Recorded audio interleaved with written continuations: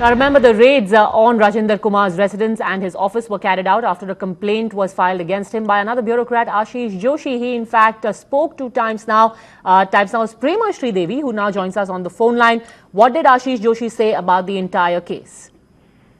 Well, in fact, we spoke to Ashish Joshi, who is the complainant in this case, and Ashish Joshi was the member of finance in DUSIB under the Delhi government, and he was shunted by the Kejriwal government. Now Ashish Joshi works as the controller communication and accounts in the Department of Telecom under the centre.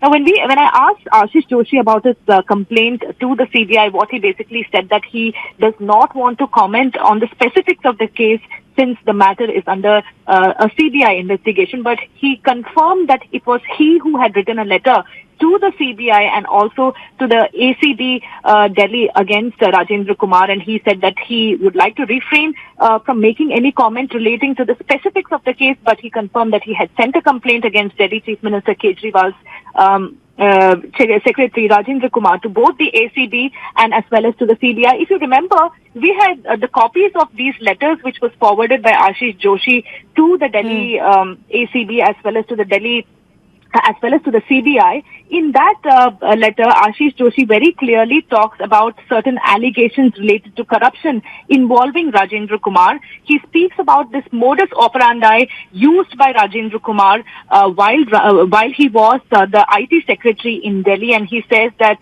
the modus operandi is very simple. That is, form a company, then get the company empaneled under a PSU, and then ask the Delhi government departments to approach this PSU for work orders, and then the PSU would in turn give orders to Rajendra Kumar's company, which is Endeavours Limited. Now, Ashish Joshi, in fact, also had asked the CBI as to why this case was not being investigated, and he had requested the CBI to investigate this matter. And he had also, in the copy which is available with Times Now, he had said that why has Chief Minister Kejriwal appointed such an officer as his secretary, and what message is he actually sending to the bureaucracy with this appointment? Because here the allegations, according to Ashish Joshi, he says that at least 50 crore rupees was that is a loss to the state exchequer, and CBI sources telling us that this amount could just get bigger.